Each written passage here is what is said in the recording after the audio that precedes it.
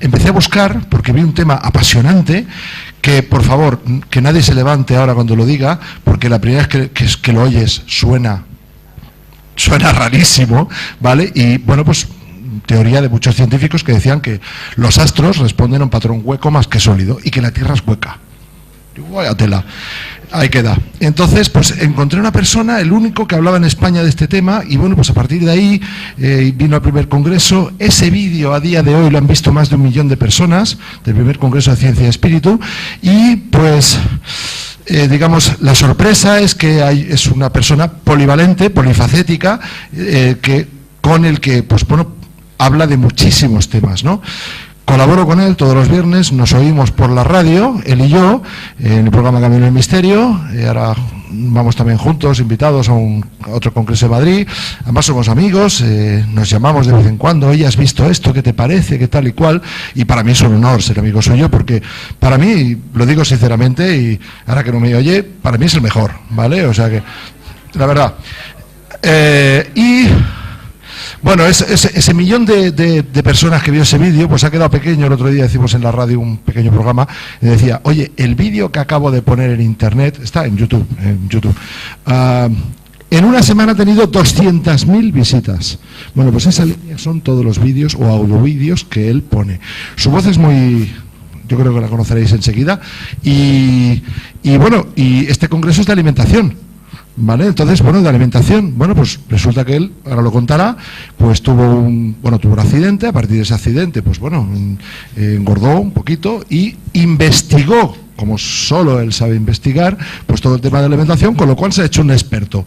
Y no sé, ahora lo contará en detalle cuántos kilos y en qué tiempo pues se quitó. Con lo cual tenemos un experto, investigador, no especialista 100% en alimentación, pero con muchísimas cosas que ofrecernos, y él es José Luis Camacho, de Mundo Desconocido.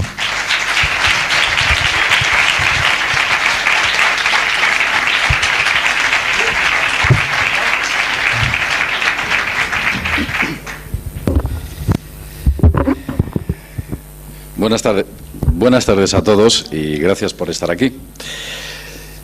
Se nota que es mi amigo, Bueno, el tema que me trae hoy aquí no es otro más que la cuestión de la alimentación. No es habitual que yo hable sobre mí, no suelo hacerlo, pero en esta ocasión, y como ejemplo práctico, qué mejor que hablar sobre una experiencia que tuve. Concretamente, os voy a poner 2 fotos. Una fue antes y otra es después. La diferencia entre una foto y otra son 40 kilos de peso. En estos momentos me pilláis en baja forma, la verdad es que estoy de vacaciones a esos niveles. Pero os voy a poner la foto de cómo me encontraba y cómo conseguí cambiar, creo que fue en 5 meses. Bien, esta es la fotografía. La de la derecha, que podéis ver a vuestra izquierda, es una fotografía o una imagen sacada de un canal de Castilla y León en una entrevista que me hicieron. Y la de la derecha fueron 5 meses después. Lo que hice en su momento, lo que me ocurrió para yo llegar al estado en el que me encontraba en esa fotografía, y es que estuve varios meses postrados. Tuve un accidente de moto, un buen revolcón, tuve algunas roturas de huesos y eso hizo que me postrase en la cama. La falta de actividad y el estrés, el sedentarismo, etcétera, hizo que cogiese mucho peso, un montón de peso. Algo, bueno, pues dramático para mí. Empecé a investigar la cuestión de la alimentación. Es curioso porque la condición humana no es así. No es así, la condición humana natural es así. Entonces, algo hay en la alimentación que nos están dando que nos produce un estado antinatural de nuestro físico. Algo están haciendo. Lo que ocurre es que nosotros pensamos, por ejemplo, que hay dogmas importantes y poderosos, como pueda ser la Organización Mundial de la Salud, que todo aquello que dicen obedece a una realidad. Nosotros, cuando la OMS está haciendo las recomendaciones alimenticias de la famosa pirámide de la alimentación, nosotros pensamos que, bueno, pues sí, es la OMS, muchos médicos, todo es correcto y aquello es inamovible. En realidad, lo que ocurre es que el origen antropológico del hombre, y es donde hay que ir a las raíces humanas, no son lo que la Organización Mundial de la Salud nos está diciendo. Veréis. El primer humano moderno aparece hace unos 260.000 años aproximadamente. Si bien es cierto, diferían de nosotros a un cierto grado, pero su genética era muy parecida, eran compatibles con nosotros. Aquella gente tenía una forma de comprender la vida muy diferente a la que entendemos nosotros. Esa gente eran cazadores. Su alimentación básica era la carne compuesta por las grasas y las proteínas. Si bien es cierto que ese hombre de hace 260.000 años proviene de otro que viene desde hace 2 millones de años, que se alimentaba de bayas y recolectaba, el hombre moderno era cazador, comía carne o pescado.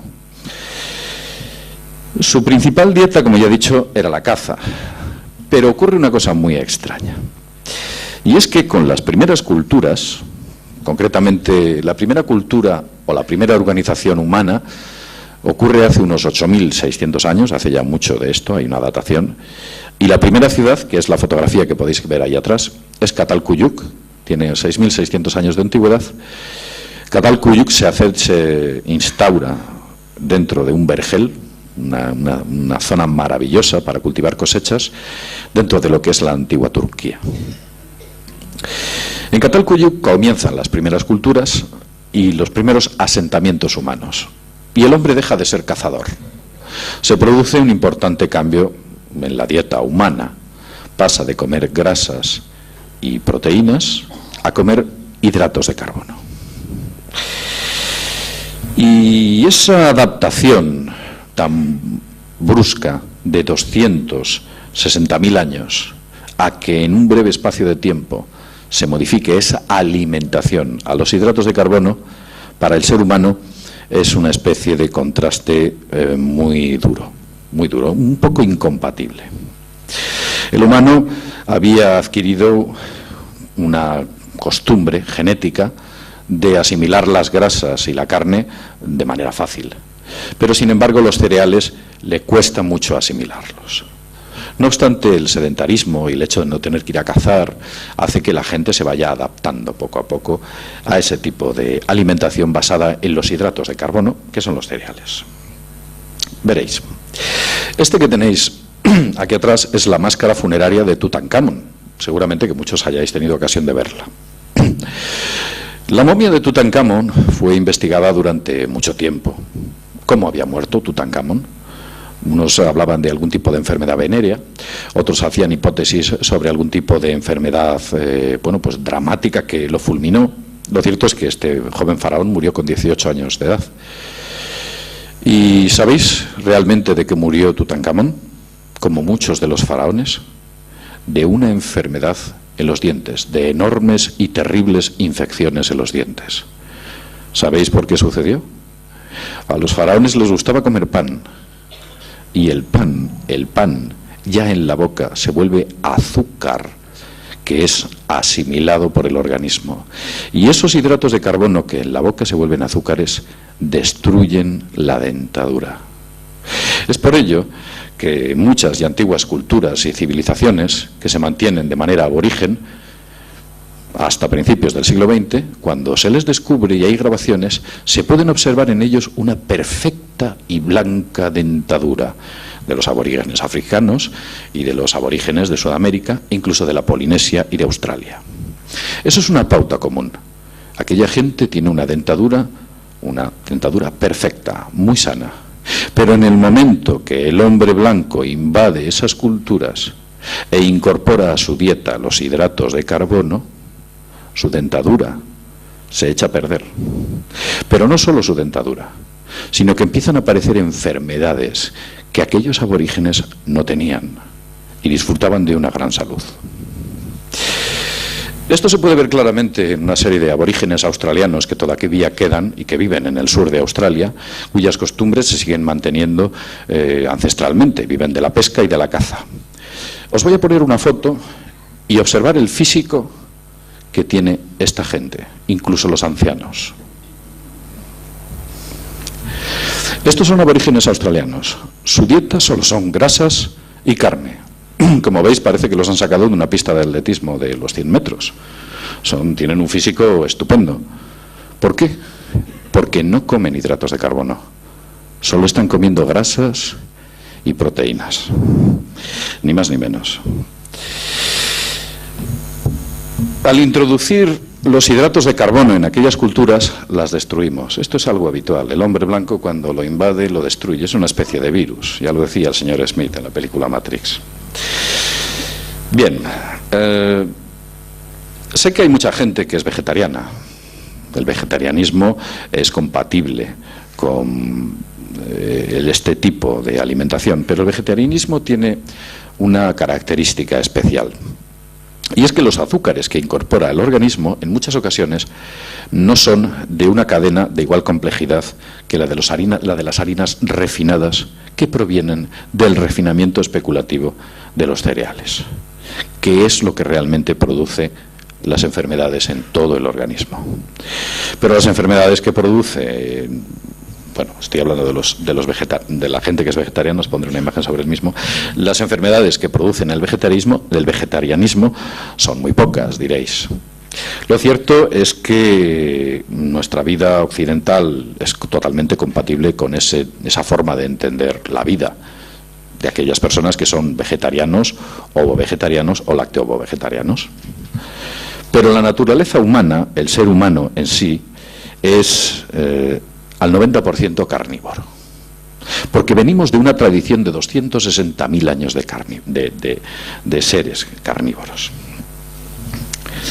Bueno, no tenéis más que ver las pinturas rupestres. Nunca hay imágenes de recolección. ¿Qué hay en las pinturas rupestres? Imágenes de caza. Ya nos está diciendo qué comía aquella gente: grasas e hidratos de carbono. Os voy a poner un ejemplo. Estas son unas clásicas imágenes de caza y seguramente en Internet tendréis un montón de ellas en las cuales ya desde el Neolítico y mucho antes, desde las primeras representaciones gráficas que hay en las más antiguas culturas, la imagen del aborigen cazador o de esas viejas culturas cazando es algo, una cuestión habitual. Si bien es cierto, supongo que en temporadas en las cuales la caza bajaba, aquella gente se alimentaba de lo que recolectaban. Por eso hablo de que a un 90% somos carnívoros y a un 10% no. Continúo. ¿Por qué los hidratos de carbono se imponen en la dieta? ¿Qué es lo que ocurre? ¿Por qué se imponen? Porque los vemos por todos los lados. En nuestra cultura occidental, los hidratos de carbono están en todos los sitios. Pues muy fácil. El hidrato de carbono es muy barato. Es mucho más barato que la grasa y la proteína. La proteína y la grasa es cara. No vale lo mismo el pescado que una barra de pan, evidentemente. Es caro. Y del cual se puede hacer muchos procesos industriales. Es muy fácil de manipular el hidrato de carbono. Los márgenes de beneficio del hidrato de carbono son enormes, cosa que no tienen ni las grasas ni las proteínas. Son modificables, también son duraderos.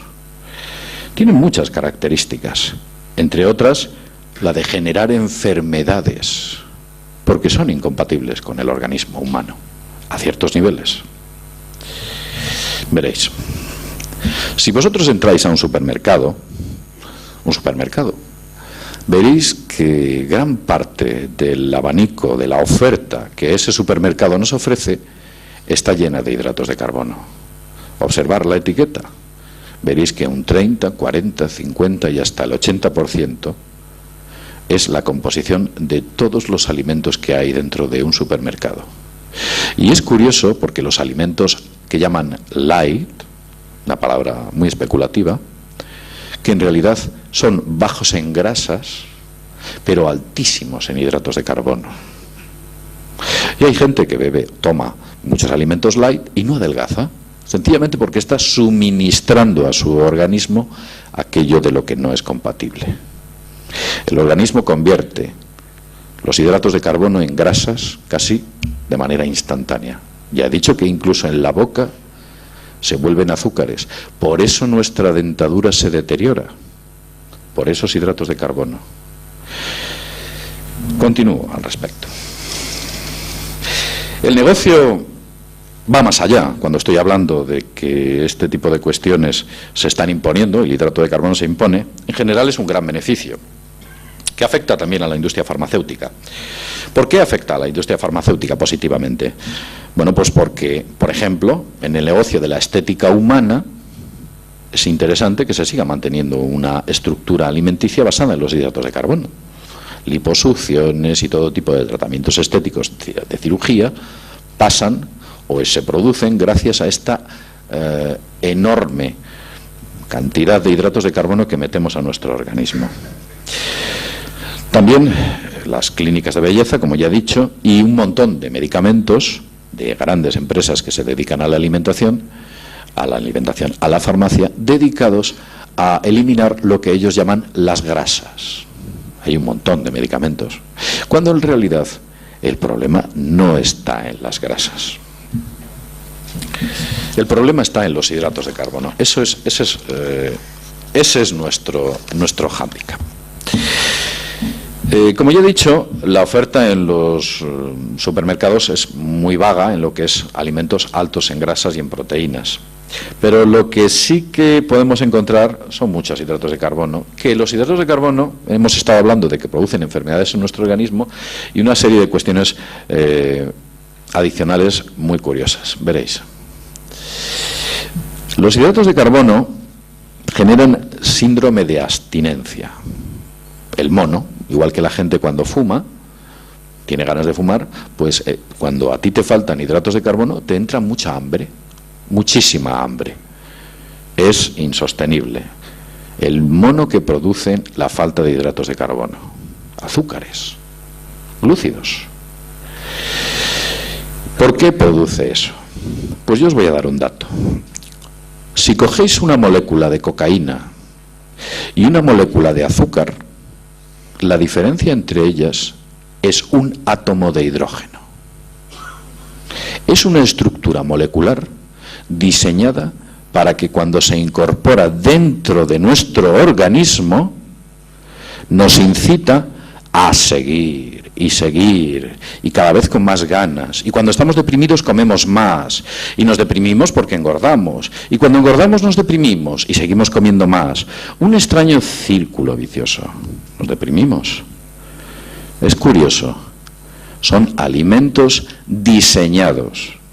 Además es curioso que nos entreguen esos cereales unos supuestos dioses que vienen de no sé qué sitio y empiezan a crear las primeras culturas, y las primeras ciudades y asentamientos humanos.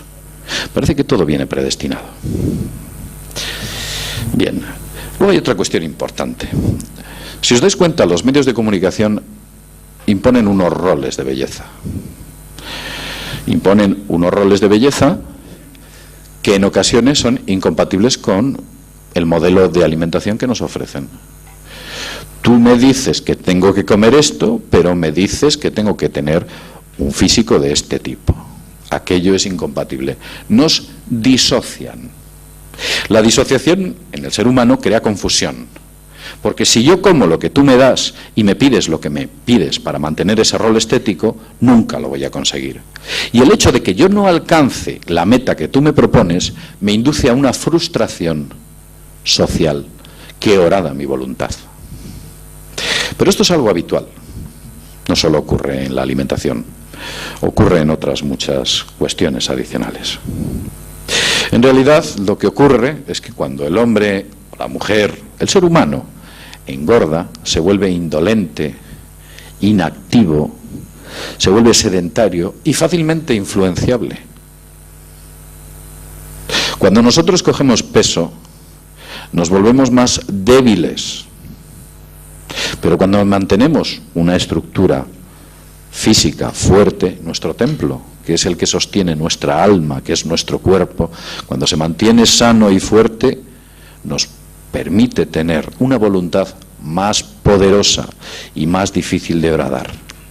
Y de alguna manera, el modelo social y político que se impone es el de horadar las voluntades de los ciudadanos para que se vuelvan mucho más flexibles, que esa es la palabra. Con lo cual, mantener este modelo de alimentación basada en hidratos de carbono es fundamental para ellos. Según los últimos estudios, hay una cosa curiosa, yo os voy a dar un dato, por el rol de la belleza. Hubo un estudio en los juzgados, sobre ciertas sentencias. ¿Sabéis que la gente guapa ganaba más sentencias que los feos? Era curioso. Son estudios que podemos pensar que es estúpido, pero los jueces en la belleza ven la pureza y en la pureza ven la verdad. Esto antropológicamente es así. Si una víbora disfrazada de belleza se nos acerca y habla con nosotros, le daremos una oportunidad antes que a alguien que no tiene ese rol de belleza. Porque nosotros tenemos una especie de idea preconcebida de que lo bonito es lo bueno. Pues por eso las estadísticas indican que en los juzgados aquellas personas que eran menos agraciadas físicamente, eran obesas o tenían algún problema, eran tendentes a perder sus juicios. Una cosa curiosa. Bien, según los últimos estudios, y son muy recientes, se ha descubierto que lo que produce el hidrato de carbono cuando entra dentro del organismo es un grado de toxicidad. Vosotros habéis oído que, bueno, hay un mito por ahí que dice que ciertos atletas, poco antes de correr o de un gran esfuerzo físico, incorporan azúcares a su dieta para que de alguna manera explote y dé esa explosión de fuerza que necesitan. Esa explosión de fuerza es una intoxicación, es una reacción que producen esos hidratos de carbono en nuestro organismo. Otro dato que mucha gente no conoce es lo siguiente. Y todo esto que os estoy contando es con la praxis. ¿Habéis visto la primera foto? 40 kilos. Si lo hacéis, os funcionará. Bien, es que si vosotros elimináis los hidratos de carbono de vuestra dieta y solo coméis grasas y proteínas, veréis que os desaparece el hambre. No tenéis hambre. Misteriosamente, al cabo de 4 días, cuando ese mono desaparece, es como el fumador. Cuando ese síndrome de abstinencia desaparece, el hambre ya no os horada. La avidez por buscar algo en ese frigorífico, veis los platos y coméis lo justo, como que escucháis mejor a vuestro cuerpo y vuestro cuerpo os dice hasta aquí. No os volvéis ansiosos. Esas cosas desaparecen. Si incorporas grasas y proteínas a tu organismo y haces desaparecer los hidratos de carbono, el hambre desaparece de vuestro sistema nervioso. No tenéis hambre. Coméis en ocasiones por comer. Creedme. Las cosas van bastante más allá. El dato es que la OMS, la Organización Mundial de la Salud, todas estas cosas las conoce. Pero ¿quién está detrás de la OMS? Las Naciones Unidas. Y las Naciones Unidas realmente se ha demostrado que tienen un grado de corrupción muy importante y tienen importantes vínculos e intereses con el Fondo Monetario Internacional, el FMI, y otras organizaciones, incluso algunas de ellas bélicas. Es un juego en el que la alimentación forma parte, a través de la OMS, que conoce esto. Y cuando nos está la Organización Mundial de la Salud, cuando nos da, es un tema que voy a hablar ahora, cuando nos da esa famosa pirámide de la alimentación y nos dice, no, tenéis que comer muy pocas grasas y un montón de hidratos de carbono, inflaos a hidratos de carbono, comer hasta aburriros. Es verdad, pues en la parte baja está el pan, los cereales, pues no sé, la pasta, los arroces. Ellos dicen que sí, que te infles a hidratos de carbono. Si cogemos esa pirámide y la invertimos, que es lo que básicamente hice yo, es como realmente recobras la salud. Desaparece tu hambre, tu espíritu cobra y gana en fuerza y en ilusión. Ves las cosas desde una perspectiva o desde una óptica mucho más optimista. Cambias, tu química cambia. Pero esto, evidentemente, quizás la OMS no esté para lo que realmente dicen. Ya dijo Jordan Maswell que nada es lo que parece, y tal vez eso le ocurra también a la Organización Mundial de la Salud. Bien, alguien, como ya he dicho antes, les interesa disociarnos estéticamente y lo está consiguiendo. Nos están volviendo locos. Pero hay una cuestión adicional. La gente piensa que cuando nosotros comemos grasas, sí que es cierto que hay dos tipos de grasas. La grasa animal saturada no es tan buena como la grasa vegetal o la grasa marina. Pues cuando nosotros comemos grasas, lo que hay es una idea dentro de la gente, es que la grasa va por una especie de autopista a gran velocidad y se nos coloca aproximadamente a esta altura. A algunas personas un poco más atrás y abajo. El mundo piensa eso. Para que el cuerpo humano asimile la grasa, tiene que hacer muchas cosas y consumir mucha energía. Tiene que hacer acetona y una serie de procesos químicos muy complejos. Pero para que el cuerpo transforme una molécula de hidrato de carbono en grasa, lo hace instantáneamente. Eso sí que va por vía rápida. Las grasas, cuando se asimilan por parte del cuerpo humano, requieren un enorme proceso energético. Gasta muchas calorías.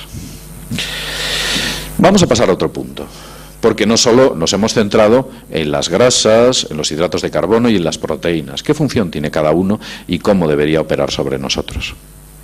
Tal vez esta palabra os suene. Omega 3. ¿Os suena? Omega 3. Es un aceite marino, que viene un aceite de ciertos pescados.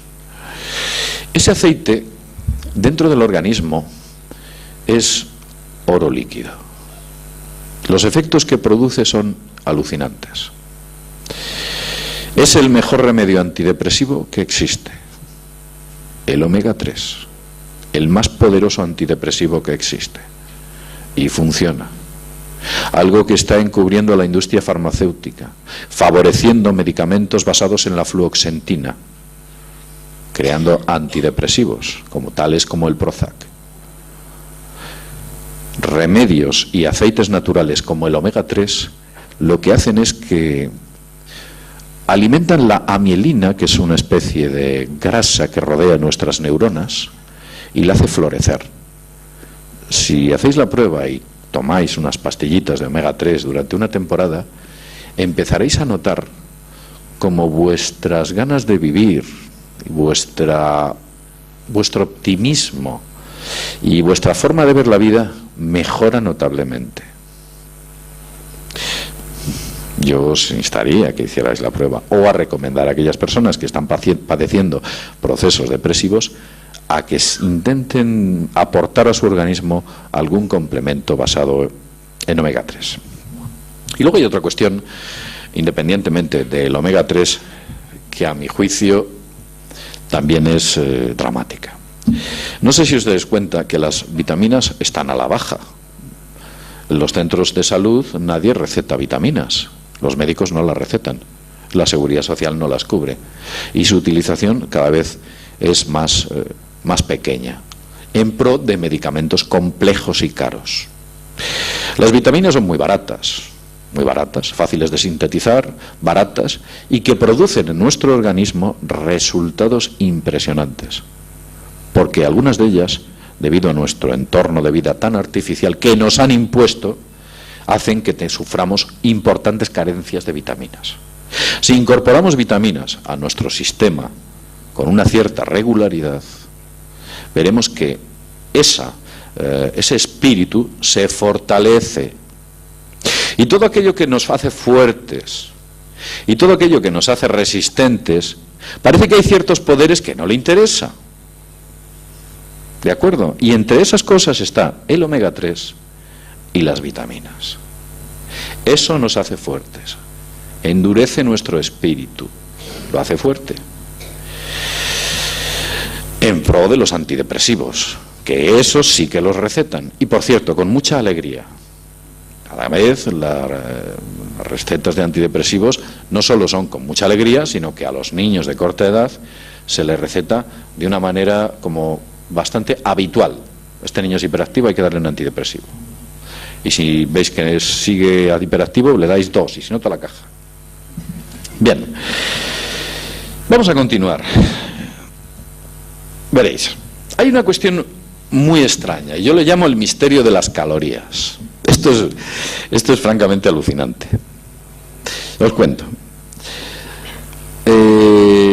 Las necesidades calóricas del hombre adulto, un hombre adulto medio, son de unos 2.500 kilocalorías al día, 2.900 kilocalorías al día. Las de una mujer son de 2.200 aproximadamente, más o menos. Lo que ocurre, la diferencia entre ambas es debido a su masa muscular. El hombre, al tener más masa muscular, necesita más energía, nada más. Por eso hay una diferencia ahí entre el hombre y la mujer.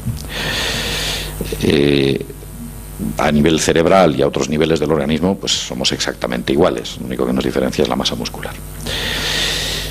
Hay una cosa muy extraña. 2.600 kilocalorías, o 2.900, o 2.200 kilocalorías, es muy poco. Y yo os cuento. Una caloría es la energía. ¿Qué es una caloría? Una caloría es la energía calorífica necesaria para elevar 1 grado Celsius, 1 gramo de agua de 14,5 grados a 15,5 grados. Quiero decir, si una caloría es capaz de subir 1 grado de temperatura, 1 gramo de mi cuerpo, o 1 gramo de agua de mi cuerpo, ¿cuántas calorías necesita para mantener 80 o 90 kilos? Muchas. Muchas más que 2.600 o 2.900. Concretamente, necesitamos, para mantener a un hombre adulto que pesa 80.000 gramos, necesitamos 2.900.000 calorías, que son 2.900 kilocalorías según la OMS. Pero sin embargo, y vamos a lo que la ciencia dice, un cadáver a las 2 horas se queda frío, pierde toda la temperatura. Para que nuestro organismo sostenga esos 37 grados de temperatura, solamente para eso, necesita la cifra de 12.000 kilocalorías cada 24 horas. Calentar el cuerpo humano o sostener el cuerpo humano a 37 grados. Y vosotros os estaréis diciendo, si sostener un cuerpo humano a 37 grados de temperatura supone 12.000 calorías, y yo solamente como 2.900, debería estar delgadísimo, porque claro, hay un déficit tremendo. ¿Dónde entra en nuestro cuerpo esa diferencia? Luego además hay un dato adicional. Solo para sostener nuestra temperatura tenemos una actividad, trabajamos, nos movemos, algunos hacen deporte, otros tienen actividades físicas importantes, con lo cual a esas supuestas 12.000 calorías hay que añadirles aquellas que consumimos con nuestra actividad cotidiana. Pero es que hay otra cosa adicional. Resulta que, según la medicina moderna, el 40% de las calorías las consume nuestro cerebro, con su utilización, la utilización del pensamiento, los procesos mentales. El 40% se nos va ahí arriba. Con lo cual nos damos cuenta que en realidad, para lo que pudiéramos considerar como un proceso vital diario de 24 horas, necesitaríamos 20.000 calorías. Una cifra enorme. Y sin embargo comemos 2.900. Y sin embargo engordamos. Todo esto es un misterio. ¿Qué ocurre aquí? Algo entra en nuestro organismo que nosotros no entendemos y que nos está ofreciendo alguna forma de alimento. Y tenemos que ir a las antiguas culturas. En las antiguas tradiciones y las antiguas y ancestrales culturas, desde el hinduismo, pasando al brahmanismo y a todas aquellas, sobre todo provenientes del occidente, del oriente, son culturas que hablan de que algo entra dentro de nosotros que se llama el prana, el chi, el ki. Sí, algo entra dentro de nosotros a través de una serie de portales, de ventanas, de chakras, a través de la respiración. Los Vedas le daban un nombre, como ya he dicho antes, el prana.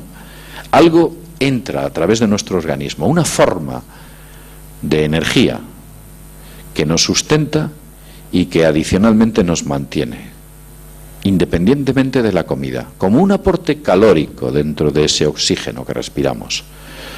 No se sabe exactamente qué es, Lo cierto es que gran parte de las culturas existentes hablan sobre que estamos aportando un aporte adicional energético que viene del aire. Pero continuamos con esta extraña cuestión. Ya he dicho que este aporte energético puede venir de los chakras. Entonces algunas personas dirán, bueno, pues si esto es así, tal vez haya alguien que pueda sostenerse sin alimento y no coma. Y lo cierto es que sí, hay gente que no come y se mantiene viva. Y esto no es ciencia ficción. Ni me he vuelto loco ni me lo estoy imaginando. Os voy a hablar de Prahlad Jani. Este es Prahlad Jani. Es un yogi. Y fue estudiado por los científicos en el año 2003.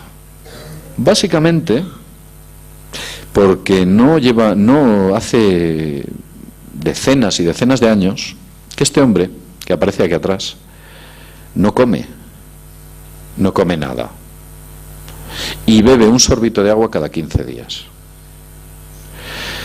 La medicina actual pensó que esto era una especie de fake, una broma. Dijeron que esto era absurdo. Y entonces al señor Jani le sometieron a una estrecha vigilancia. Le ingresaron en un hospital, esta foto es del hospital donde lo ingresaron, y estuvo hipervigilado. Al señor Jani no se le ofreció ningún tipo de alimentación durante los 15 días que estuvo internado en aquel hospital. Solamente bebió un sorbito de agua y no comió nada. Su tono muscular y su estado era normal. Es cierto que este hombre se movía despacito, estaba constantemente en estado de meditación y bueno, tenía un tono muscular que podríamos decir aceptable para la edad que tiene, porque sigue viviendo. Y los médicos certificaron que Jani no comía, se alimentaba a través de esa fuerza vital que nos alimenta a nosotros y que no es contemplada por la ciencia moderna. Podemos pensar que es un caso esporádico, un caso que ha ocurrido y que posiblemente, bueno, pues no se repita. Os voy a poner otra foto. Este es otro yogi. Su nombre es Paramahasa Yogananda. Paramahasa Yogananda estuvo... ¿Este es el maestro de Paramahasa? Bien, bueno, pues disculpadme. Paramahasa Yogananda estuvo largas temporadas sin consumir alimentos y beber muy poquito. Demostró también que algo entra dentro de nuestro organismo que da una energía vital adicionalmente a lo que el alimento común nos aporta. Pero si nos vamos, por ejemplo, a ciertos relatos bíblicos, nos acordamos de que Jesucristo subió al monte y estuvo efectuando un ayuno de 40 días. Claro, podemos pensar, bueno, es mitología cristiana, algunos pueden pensar eso, otros pueden pensar, sí, bueno, no comió poco. No, la Biblia es explícita, dice que estuvo 40 días y 40 noches, habla, incluso lo separa, lo disocia, dice, por el día y por la noche, no comía, ni bebía. Y fue cuando, bueno, pues si os acordáis, tuvo las famosas visiones con la bestia que le ofreció el mundo entero a cambio de bueno, pues una serie de cuestiones. Con lo cual vemos que la antigua mitología y las antiguas culturas y ciertas experiencias demuestran que el organismo es capaz de sostenerse sin alimento debido a esas fuerzas adicionales que se incorporan en él y que son desconocidas, como ya he dicho antes, por la medicina convencional. Continúo. Voy a hablar de una práctica que se ha perdido a lo largo de los tiempos, y es el ayuno. El ayuno. La medicina actual, si vais al médico de cabecera y decís que tenéis un problema, que estáis intoxicados, que habéis comido mucho, ellos nunca os van a recetar el ayuno. Nunca. Y sin embargo, el ayuno antiguamente era un hábito en el hombre. Incluso los animales, cada cierto tiempo, ayunan y puede que durante un día no coman. Y no hablo de ayunos estrictos de días y días. Pero el hecho de que cada 2 o 3 meses no comamos durante un día o 2 días, produce una limpieza una especie de purga dentro de nuestro organismo que nos ayuda a mejorar notablemente nuestra salud. No obstante, la medicina actual no solo no contempla el ayuno, sino que lo rechaza y lo critica. Cuando es algo que, como ya he dicho antes, de manera biológica, los animales lo hacen. Nuestros perros, nuestros gatos, que es lo más cercano que tenemos, hay días enteros que no comen, sencillamente porque necesitan limpiar su cuerpo, necesitan que su cuerpo no procese. Y sin embargo, este modelo de vida que tenemos consumista y la publicidad sobre comer, consumir y entrar en una serie de ciclos, todos estos ciclos de la alimentación, evidentemente ni siquiera contemplan de lejos la posibilidad de que usted durante un día no esté comiendo, no esté consumiendo. ¿Cómo vamos a permitir que la gente deje de comer y consumir cada cierto tiempo? No, tienen que estar comiendo, y cuanto más tiempo mejor, y si pueden constantemente, mejor todavía.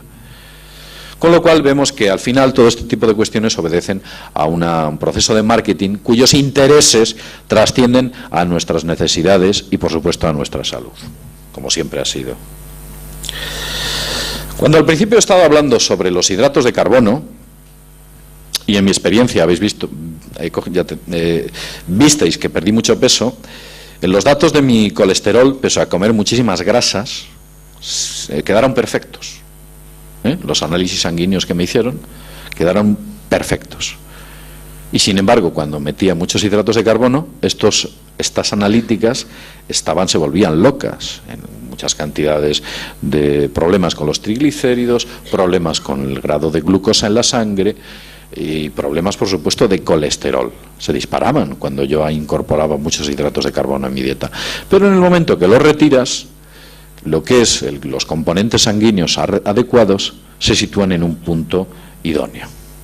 Como sabéis, una de las enfermedades del siglo XX es la diabetes, modificada por ese aumento enorme de glucosa que son hidratos de carbono en nuestros organismos, porque nuestros organismos no están diseñados para asimilar esas harinas refinadas y esos azúcares refinados complejos que son los hidratos de carbono. Lo que hacen es intoxicarnos. Me gustaría, y esto para finalizar, que veáis un poco que la cuestión de la alimentación no es importante ahora, viene muy de atrás. Siddhartha Gautama, Buda, quien vivió hace unos 2500 años, tal vez más, escribió una serie de documentos. Hay pocos escritos de Buda. Lo cierto es que uno de ellos se llama el Dhammapada, y en él Buda hace 2 afirmaciones muy curiosas y muy interesantes. Dice lo siguiente: al que vive apegado al placer, con los sentidos irrefrenados, sin moderación en la comida, indolente, inactivo, a ese Mara lo derriba. Mara es la muerte. Mara lo derriba, como el viento derriba a un árbol débil. Y dice una segunda afirmación: al que vive consciente de las impurezas, con los sentidos refrenados, moderado en la comida, lleno de fe, lleno de sustentadora energía, a ese Mara no lo derriba como el viento no derriba a la montaña. Con lo cual vemos que ya en las antiguas tradiciones, hace miles de años, contemplaban la idea de que si tu cuerpo, tu templo, era fuerte, tu espíritu se mantenía fuerte y firme. Una cosa va ligada a la otra. Tal vez por este tipo de cuestiones a alguien le interese horadar nuestro cuerpo y destruir nuestra salud. Bien, y después de esta larga exposición en la cual os he hablado sobre mis experiencias personales, sobre por qué nos imponen los hidratos de carbono, sobre por qué no nos entregan esos ácidos grasos marinos como el omega 3, sobre por qué no nos entregan o no prolifera el movimiento de las vitaminas dentro de nuestro organismo, sobre esa conspiración en la cual nos intentan imponer medicamentos y modelos de conducta totalmente antinaturales y cada vez más complejos que llevan a un deterioro mayor, tanto de nuestro estado físico como anímico e incluso de la propia sociedad, quién, por qué y desde luego cuál es el objetivo de esos poderes que pretenden acabar con nuestro cuerpo, que al fin y al cabo también depende de nuestro espíritu, tal vez ese todo nos pueda dar una idea de que el objetivo real que tienen, incluso más allá de hacer negocio, que lo están haciendo, sea otro, y sea el objetivo de esclavizarnos y volvernos indolentes e inactivos, depresivos, que es así como nos quieren ver y es así como nos controlan. Si nosotros somos fuertes y nos mantenemos firmes y, como he dicho muchas veces, agarramos las riendas de nuestra vida, como el auriga agarra las riendas de sus caballos, tal vez esta sociedad sería distinta y los problemas que estamos teniendo en la actualidad no existirían. A alguien le interesa mantenernos así. Y no solo nos mantiene, sino que nos perduran. Y bueno, después de esta larga exposición, pues nada más, agradeceros haberme escuchado y bueno, pues muchas gracias a Miguel por estar ahí.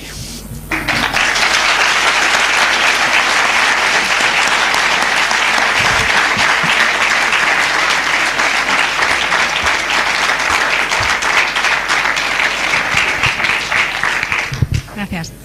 Hola. Sí. Quería preguntarte, cuando hablas de hidratos de carbono, te refieres, por lo que yo he entendido, que decías, te referías a los hidratos de carbono industriales, ¿no? Exactamente. Claro, porque si no hay mucha información sobre el tema de alimentación, quizás lo que yo he oído de ti podría llevarme a una confusión, porque los hidratos de carbono de los cereales integrales son totalmente azúcar lento, es muy importante. Yo, por ejemplo, llevo 30 años comiendo hidratos de carbono y no estoy gorda. Y, o sea, quiero decir que es importante, ¿no?, que si por favor puedes aclarar, si es que está en tu teoría, que no es lo mismo comer cereal integral, arroz integral, mijo, que comer hidratos de carbono de supermercado. ¿Sí? Gracias. Sí, tal vez es cierto. Es un punto que no ha quedado muy claro y hay que diferenciar, igual que los azúcares. No es lo mismo un azúcar de una fruta, de una verdura, que un azúcar refinado. Hay que diferenciar lo que son las harinas refinadas, que son harinas que tienen un tratamiento industrial superpotenciadas con hidratos de carbono de rápido consumo, que esos cereales que no han sido tratados de manera industrial, de manera agresiva, que tienen otro comportamiento en nuestro organismo. No obstante, si abusamos de esos también tendremos problemas. Y tampoco tiene nada que ver los azúcares procedentes de las frutas y de las verduras que los azúcares procedentes del azúcar refinado que se produce. Me gustaría comentar algo también sobre las verduras y las frutas. Las frutas son medalla de bronce, las verduras son medalla de oro para nuestro organismo. Eso también es cierto. Y eso recuerdo que cuando hablé con gente que me empezó a explicar este tipo de cuestiones, me di cuenta que me sentaban notablemente mejor las verduras que las frutas. La verdura es medalla de oro y la fruta es medalla de bronce.